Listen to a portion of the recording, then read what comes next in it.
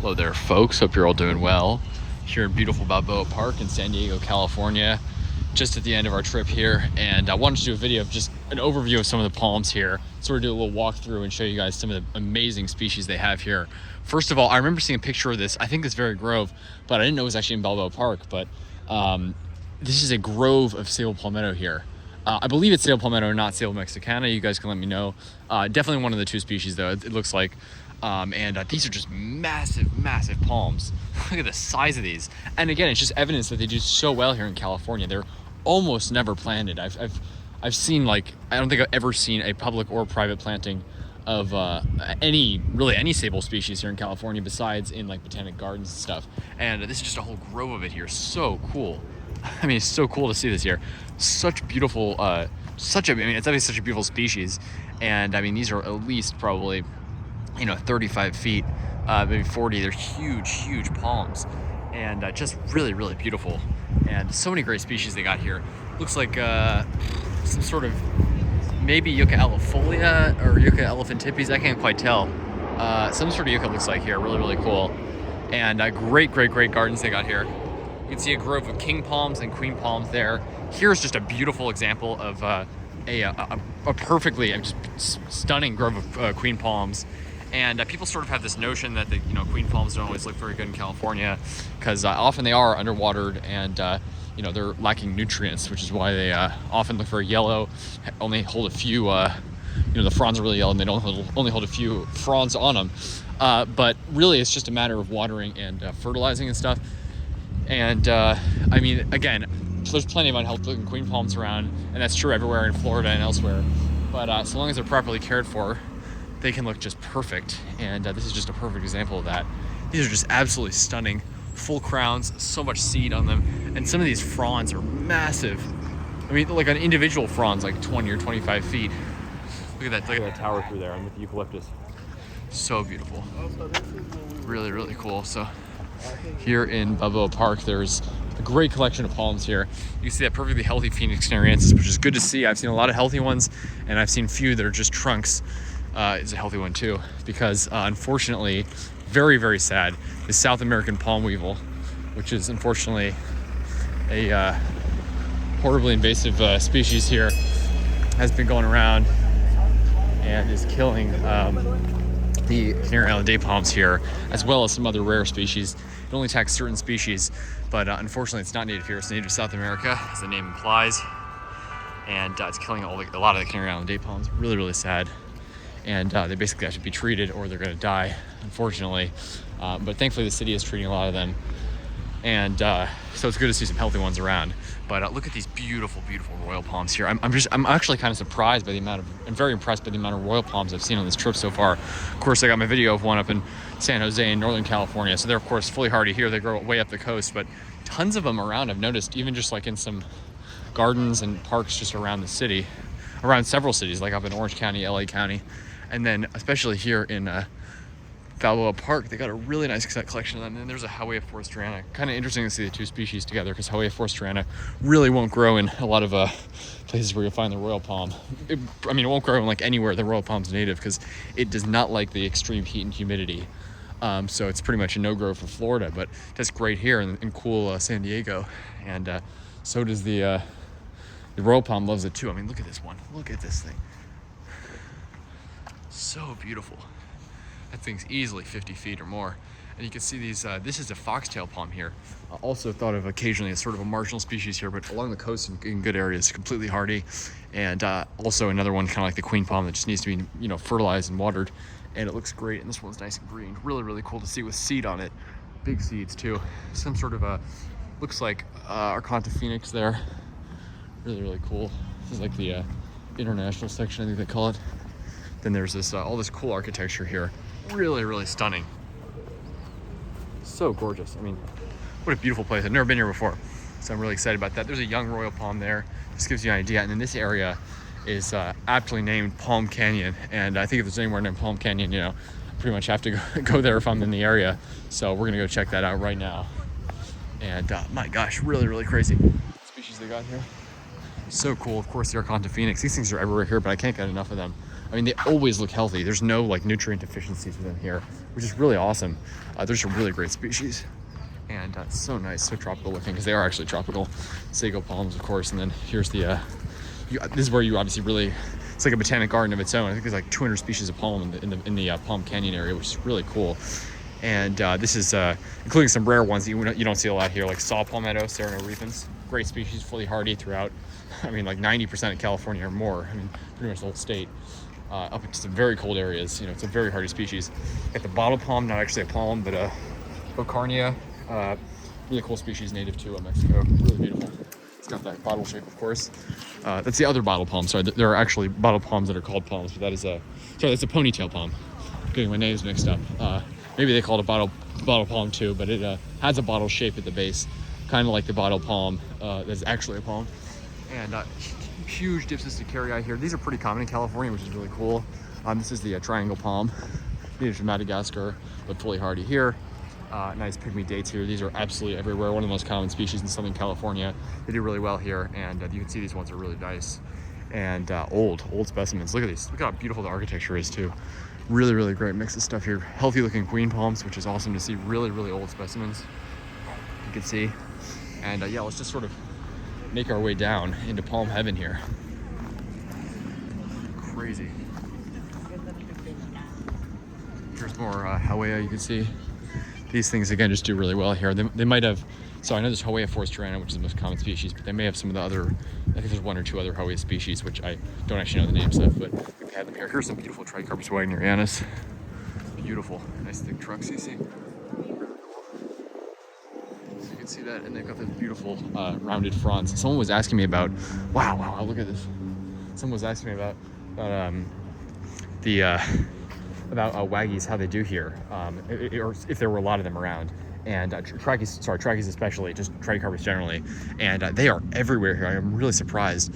It's a great climate for them. Again, some of the most beautiful and tallest trackies I've ever seen, literally close to 50 feet, are down here. But you just got to keep them watered. You know, there's a lot of unhealthy ones that are not watered and that just sort of dry out, but keep them watered, and that's about it. Really, you know, nutrient-wise, they're pretty tough palms. You know, I guess they like fertilizer, obviously, but these ones look great. I've seen so many healthy looking ones here, and they have these really small compact crowns, which I actually think are kind of cool looking. It's like a mini Robusta almost, and they got nice big skirts here, and I mean, yeah, massive ones here, super skinny trunks in these warm climates. Huge Butia here. This is insane, by the way. I remember seeing a video of this a while ago. Look at these banyan trees. Literally looks like a tropical rainforest in here in the middle of a, you know, almost like a semi-arid Mediterranean climate here. Really crazy. Look at this Bismarckia here. So huge Butia, another species that I've been very surprised at that's very common in the southeast. And I'm also surprised to see is really being planted a lot here. You don't really see it much like in LA or something, but especially down here in San Diego, it's interesting. Like you start to see different species become common, even though it's the same climate. You see like Hawea and Butia and some other species be planted a lot more down here versus LA. Really, really interesting to see. And those are ancient ones. And look at this Bismarckia too, you know. Not the tallest one I've ever seen, but you know, certainly stunning. I mean, look at these fronds right here under the banyan. Ancient Butias here as well. These ones aren't quite as tall, but they're really, really massive, really thick. Look at that. Look at the tower right there. Really, really beautiful. Gosh, look at these. This is some sort of Trichocarpus here. Wow, I didn't realize how high up we are. Some of these Butia are huge. Jeez, look at these trunks here. We're way up here on a plank bridge. It's amazing how many trackies there are here. This doesn't even look like Fortunae. Maybe it is. I can't quite tell, but it's a really cool looking species. I wish they had tags on them. You can see this Butia growing in the roots of the banyan tree there. Really cool. Look at these. Look at that. Look at those banyans. Crazy. Really cool. You can see the queen palms there. Really looking nice, and amazing the species diversity they have in here. Really cool with the roots there.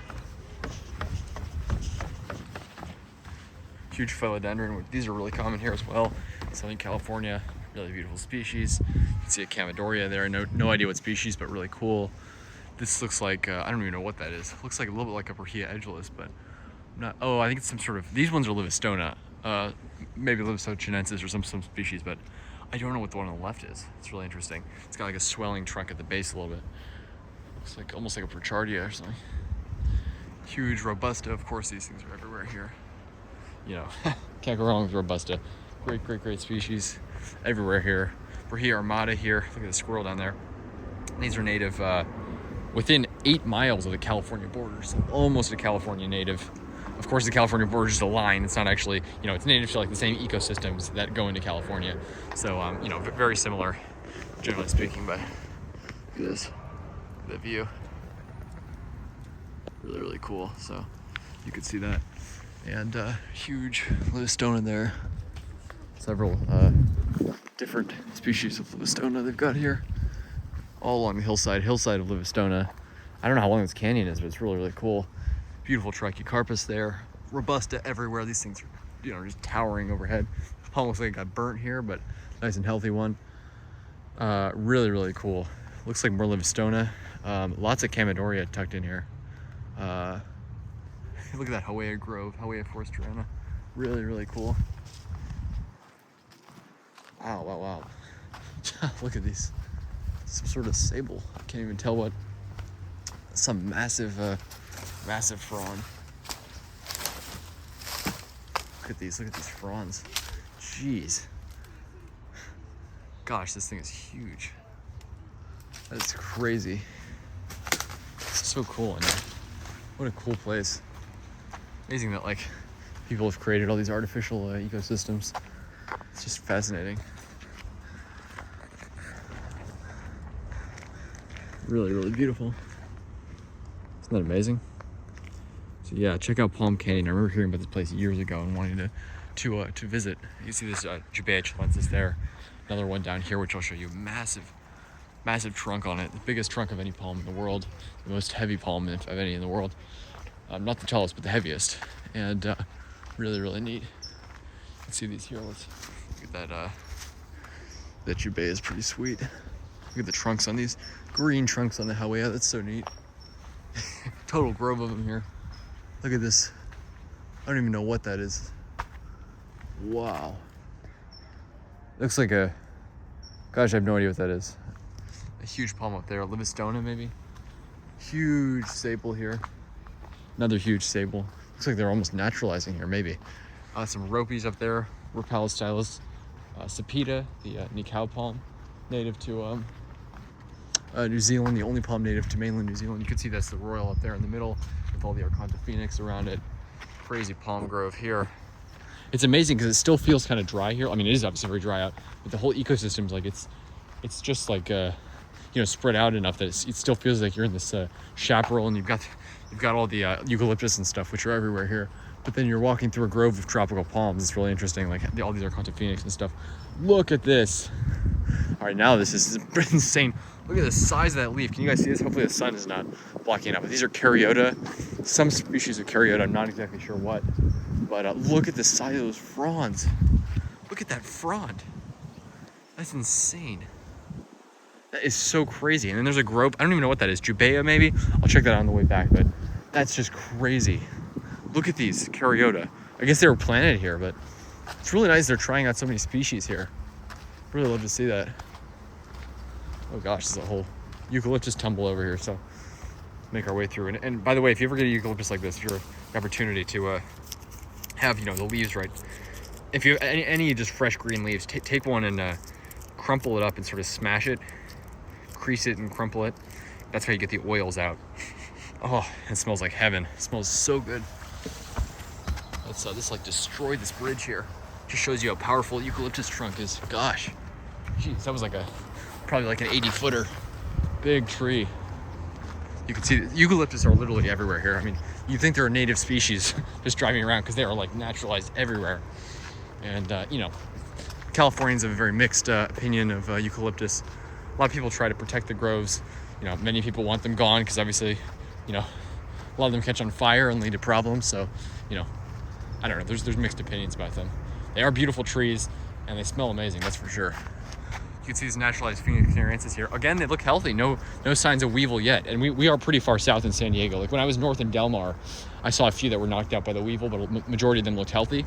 I thought maybe the weevil hasn't really spread to that much area that much yet, but we're pretty far south into pretty solid weevil territory. And you know what? A lot of the canarensis look healthy, which is good to see. Huge dragon trees up there from the, I think those ones are from the Canary Islands, the Dracaena. Look at that bridge over there. Beautiful gorge here. Look at that.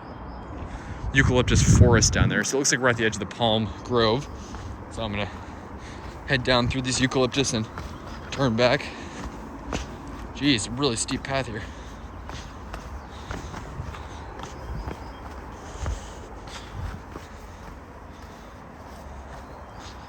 Really, really cool. So yeah, San Diego is zone 10 climate, which again is very different than a Florida zone 10. A Florida zone 10, you can grow coconuts and stuff, no problem. But Florida zone 10, this is zone 10. Zones go up to like 14, I think, in USDA. The reason a Florida zone 10 was a zone 10, even though you can grow all sorts of tropical stuff, is Florida gets those freezes every now and then, which brings, which obviously lowers the zone a bit.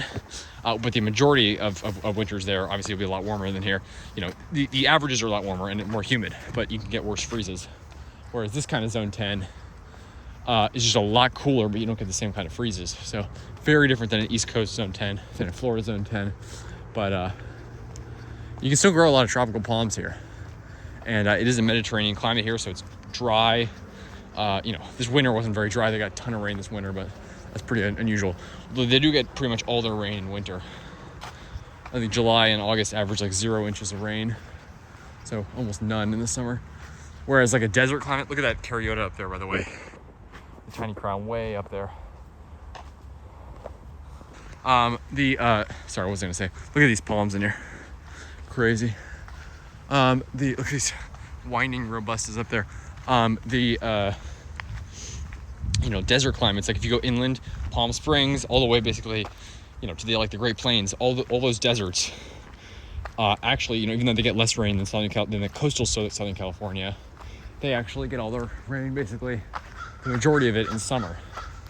So they get these monsoons where basically just downpours for a few weeks on end, a couple days a week. And that's how when they get the majority of their rain. Whereas here, it's sort of spread out lightly throughout the winter on average. So you can see this robusta completely burned. And then look at that, pushing out new growth up there at the top. So it just shows how tough these palms are. They can completely burn, completely char, no foliage left, all completely crisped. And then, as long as that heart is alive in there, way in that trunk, keeps pushing up the growth, comes out at the top, right way up there, even after fires like that. So yeah, check that out. Sable burnt too. That's a big sable. Both of these are sables. This one's got the leaves on this one are 3 times as big as this one. Huge robusta there. Huge sable here. Really cool. Phoenix there. This looks like a Phoenix reclinata, I think. Senegal day palm, because it's a clumping Phoenix. And then really, really cool. Cool spot. Looks like we got the majority of the stuff in here. I know there's lots more that I didn't cover, scattered around the rest. The San Diego Zoo is like an arboretum in its own right. It's Botanic Gardens or the like. It has really, really cool collections. And lots of royal palms, lots of rare palms. They had a coconut, which apparently they removed when they did renovations, but it was there for a number of years. So they should really plant another one. I mean, this is like a great place. Tons of microclimates in here with all the hills. There's the Caryota I was talking about. But pretty nuts, yeah. Pretty cool spot. And pretty awesome, yeah. Gotta love all these palms. God, it's awesome. So, yeah, come to Balboa Park. Check out Palm Canyon. Look at the airplane going by, wow. Check out all that it has to offer. Beautiful architecture, beautiful parkland. There's a redwood forest. And then there's all these palms. Really, really awesome. Take care, folks.